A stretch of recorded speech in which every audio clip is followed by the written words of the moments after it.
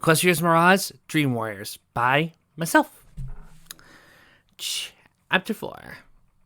Music of kindness, harmony of loyalty. Celestia walked into the room where Twilight slept, taking the time to let out a very sad sigh. "Hello, my faithful student," she said, closing the door. Walking slowly, as if she was afraid to disturb the sleeping mare, the white alicorn neared the bed. Progress started by something hard and a little scaly, however. Looking down, she saw the sleeping form of a dragon, his face buried deep within the mattress. "Oh, look, you have another visitor. I don't think you'll mind if he sleeps with you tonight." Taking him in her magic, Celestia lifted Spike up and put him next to Twilight, tugging the both of them in. Twilight stirred, moving in her bed with a frown on her face.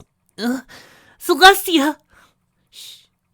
It's okay, my faithful student," Celestia said, running a gentle hoof along Twilight's forehead, trying to calm her. The words from Luna echoed in her mind. Whatever dream spell that Mirage has Twilight under is going to try to keep her in the dream realm.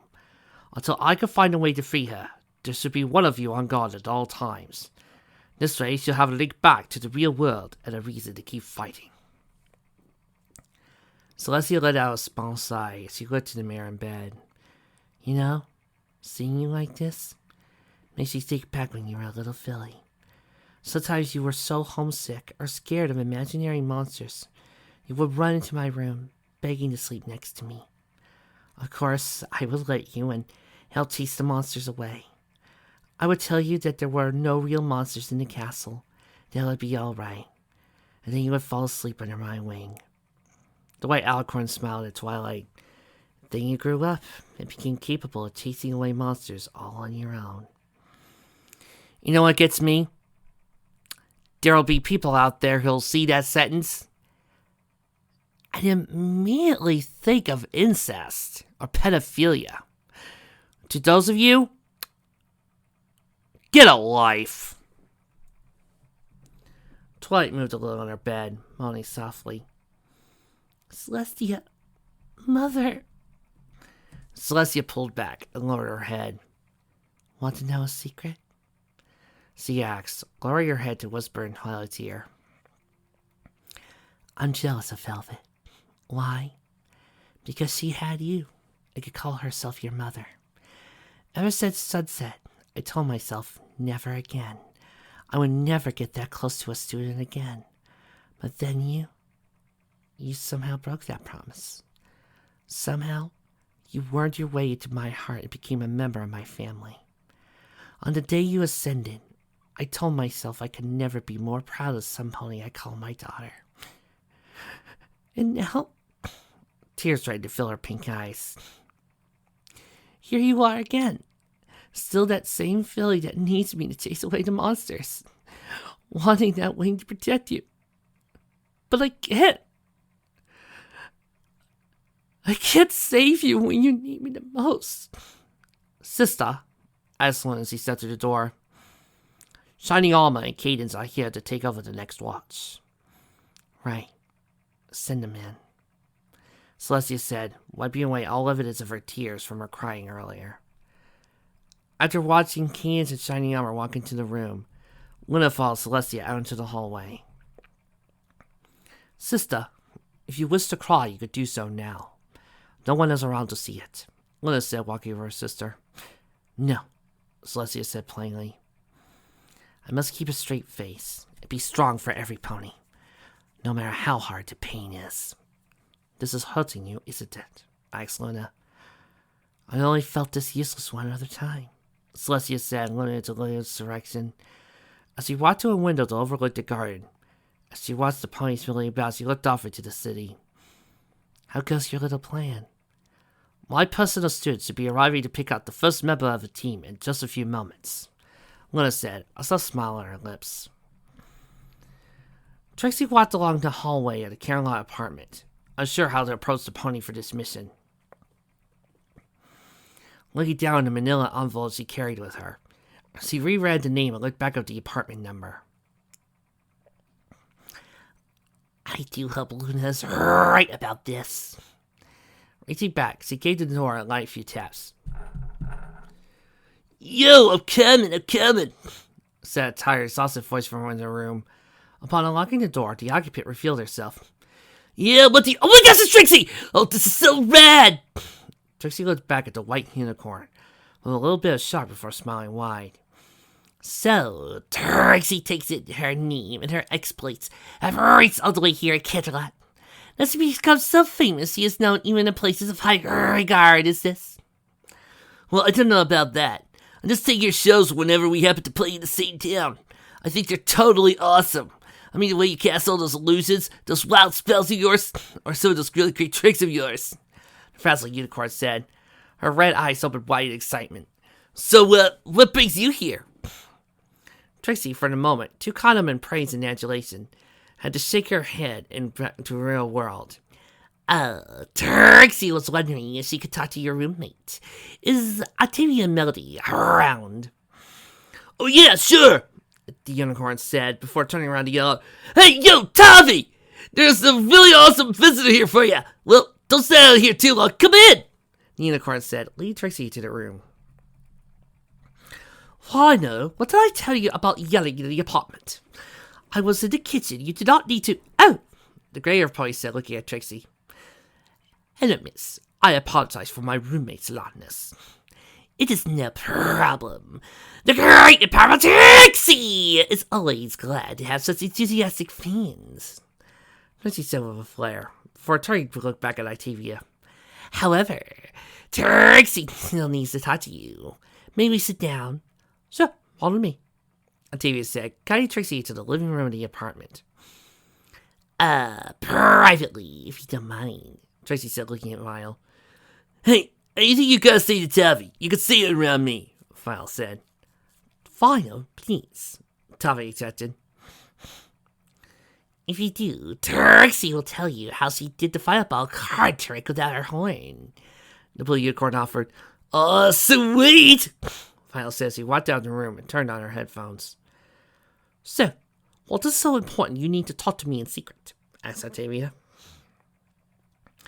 Princess Luna has requested you for a very important mission, Trixie said. Octavia's eyes opened wide in shock as he pulled back. What? Princess Luna wants me for a mission? What? Why? What is it? Trixie looked down in sadness. It's Twilight. The princess? Asked Octavia. I thought she is off on a diplomatic mission. That's the cover story, Trixie said plainly. The truth is, she has been put under a magical dream sleep by a monster known as Mirage. She is entrusted Trixie with finding a group of ponies to help save her. But what can I do? I'm just a musician, Octavia objected. There's nothing I could possibly offer to the team. Trixie shook her head. Trixie doesn't know why Luna has picked you, but yours was among a few names that Luna had given her. You could always refuse, but Trixie thinks that Luna wants all 6 of us there. Octavia looked in the envelopes, and then back to Trixie. Several thoughts went through her mind, mainly the dangers ahead, but that was all diminished by the thought of helping another pony. It will be dangerous, and a little insane, but I'm in. Trixie smiled. Good. Trixie is glad to have you, she said as he reached over to shake the other pony's hoof. As their hoofs touched, Trixie's eyes flashed a rainbow glow as she fell back into her chair. Octavia, who helped to calm the helpless and scared, represents the spirit of kindness. What? Asked Trixie as the image of Octavia appeared before her, the only kindness attaching to herself. Octavia isn't. Trixie was interrupted by another voice, her own. And now, for Trixie's next act, the fire-swallowing maneuver. Trixie, it has been said, one should be careful around fire, for those with hot heads shall find themselves burned, Octavia said, watching Trixie placing a fireball in her mouth, only to spit it out 5 seconds later. See? Here, and let me help with that. Thank you, Trixie said with a smile, before giving Octavia a hug. Why is Trixie? Trixie stopped herself as she saw one final image of her standing with Twilight Sparkle and Octavia with 3 other ponies. What is... Miss Trixie, are you alright? Asked Octavia as he helped Trixie to her feet. And again, I still remember how on Fall there were some people who were asking, why Ditzy? Why Lyra? And I want to point out, they all have their individual unique skills. Part of the story is, you don't have to be super to be a hero. What's more,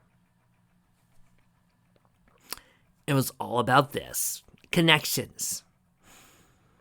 Trixie shook her head for a few moments. Yes, I'm fine, she said, forgetting her state's voice for a moment. Once back at her host, she turned to look at the Earth Pony mare. Octavia, this'll sound strange, but have we met before? Beyond Final's constant bragging of you? No, we've never met before. Octavia said, walking to the door. Why do you ask? No reason, and none at all, Trixie said, looking down in confusion. Lionel, I will be living with Trixie for a moment. I should be back in a few days. Do try and not destroy the apartment while I'm gone, Octavia says he left the room with Trixie. Right. Have a wild party while you're gone. Got it, Octavia Final said with a smirk. Octavia let out a long groan as he closed the door, followed Trixie. Now come, we still have a long way to Ponyville. As Lila looked over the courtyard, she took note of 5 ponies milling about below. I see that Twilight Sparkle's friends have yet to return home, Cecil noted, watching Rainbow Dash doing wing-ups and Fluttershy talking to a small bird. They have not left since the day Twilight fell ill, Celestia said with a smile, watching Rarity and Applejack talk to one another, and Pinkie Pie writing something down her huff. My student has picked some wonderful friends. I can only hope that will be enough to save her, Celestia sighed. Then she looked at Luna. I cannot help but notice you have remained calm through most of this. I thought you would hate Mirage the most. Oh, believe me, I am more enraged than I was when Discord killed Mother and Father. Oh, I think I got retcon that part. However, all of my rage is currently focused on nothing but hate for that miserable creature, Luna growled, her face seething with anger. Celestia rubbed Luna's back softly. So, what can you tell me about your little team? Well, for one, I requested a musician. The other, Luna hesitated as she watched with Celestia, might be a little weird. While 2 others, I brought in a horticulture, and last, I went unique. The train whistled through the many tunnels and caves that littered the mountain upon which Canterlot stood. Inside, Octavia sat on one of the seats, calmly writing some music down on paper. Looking towards her companion, she arched an eyebrow. Trixie, I can't help but notice you're a lot quieter on this trip than I imagined.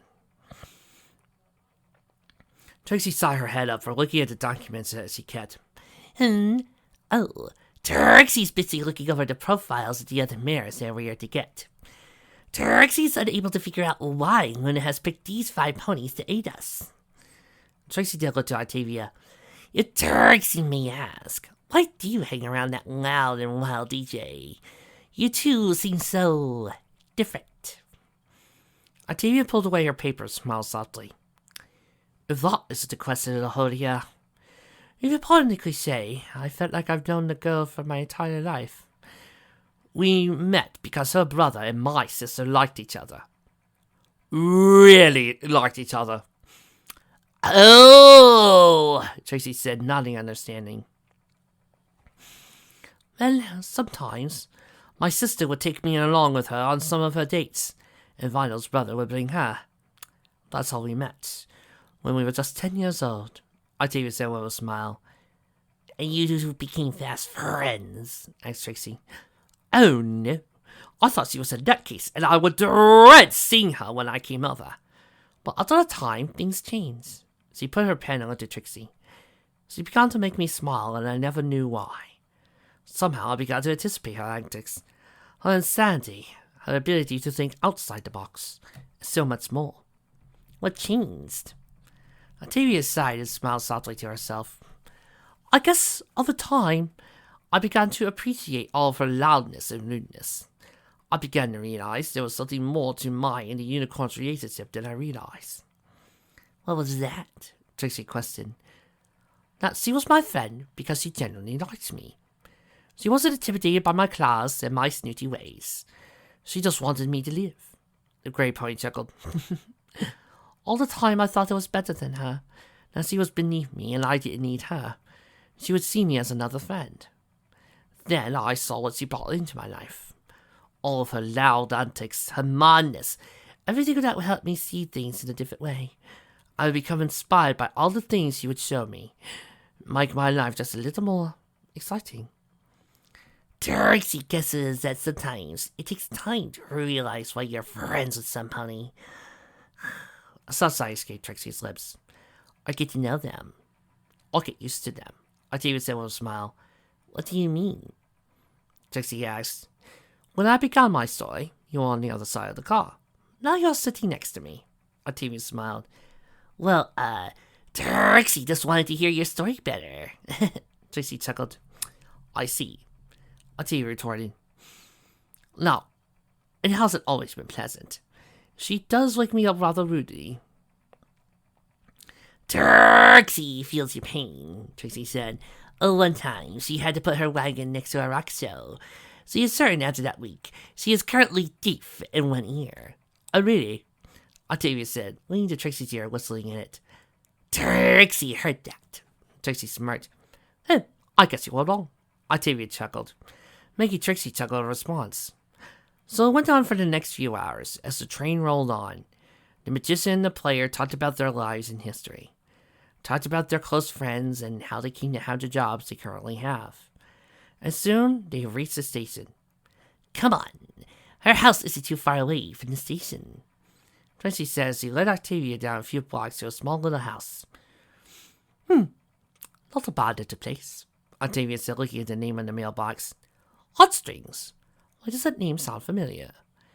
Trixie doesn't know, but for now, let her do all the talking, Trixie said as she knocked on the door. After a moment, a beige Earth pony opened the door and looked at Trixie. As she did, her eyes narrowed and raised and let out a snort of hot air through her nostrils. Hello. Trixie was wondering. Ugh! All she could get out before she was set flying, thanks to a halt to the right side of her face. Octavia walked over to where Trixie fell and began to calmly help her up. Fond of yours. Believe it or not, Trixie said, rubbing the side of her face.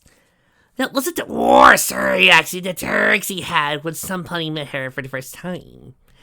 Maybe I should try to talk to her, Octavia said, walking to hear the voices coming from the other side of the door. Hey, Bonnie, who was at the door? No one, just Trixie, Bonbon said, a bit of anger in her voice. Trixie? Who was that? Asked the mayor as she walked to the door and opening it. As the mid-green unicorn looked at the 2 points before her, she narrowed her eyes at the gray mare. Oh, hello, Octavia, my old rival. Octavia reacted with a scoff. We aren't rivals, Lyra. We hardly play in the same cities. Lyra glared into Octavia's purple eyes. Perhaps, but one day we will finish our great rivalry. And as for you, she looked at Trixie. I think I remember you. Wait, aren't you the pony who took over Ponyville a year ago? Yes, Trixie was. The Trixie guessed. You have a bone to pick with her, Trixie plainly stated. Heck no! I want to thank you for that awesome magazine show you and Twilight put on. It was fantastic. I hadn't had anything that exciting happen to me in years. Come on in! Exclaimed Lyra, as he waved a hope to invite the 2 ponies in. As he walked into the house, Trixie opened her eyes wide in recognition. Trixie remembers you now. You were that unicorn who was drinking a milkshake during Trixie's duel with Twilight.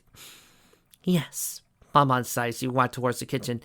Ponyville was at stake, our lives were in danger, and my wife chose to enjoy the milkshake without a care in the world. Lyra smirked and kissed Bonbon as he walked into the living room. Come on, it was an interesting fight.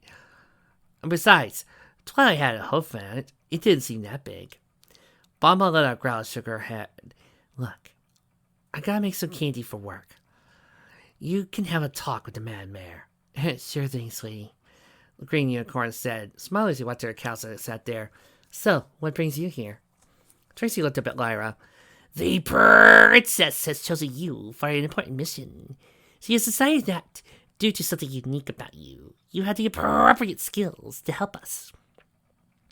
Lyra smiled across her face as she heard Trixie talk, but then frowned. Why? Can your wife hear us? No. It concerns Twilight Sparkle, Trixie said plainly. What?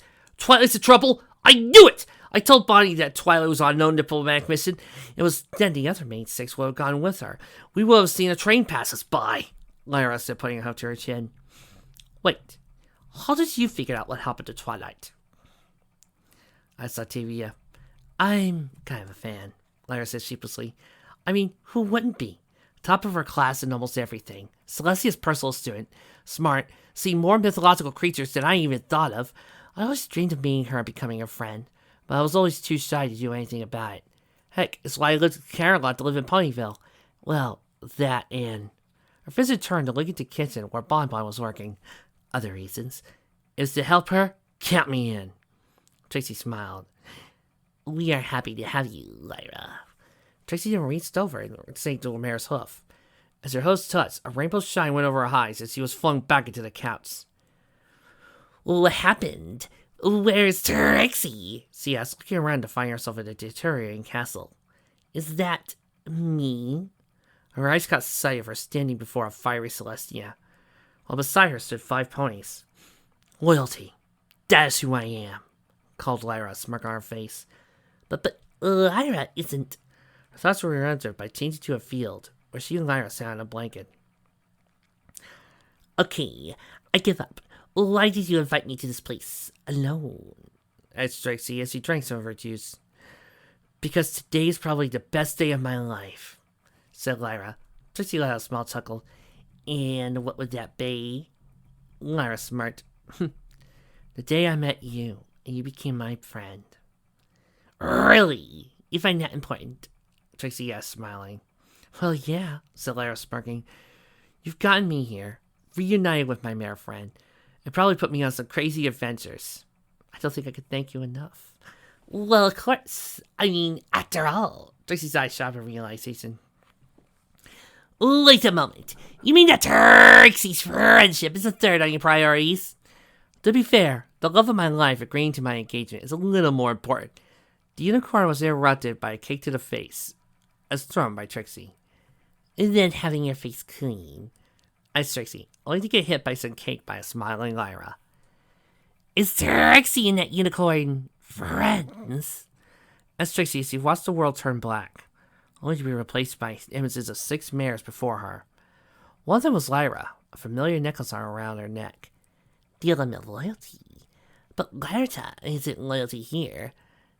That's the suicide. Her thoughts were interrupted as she got excited by a mare next to her.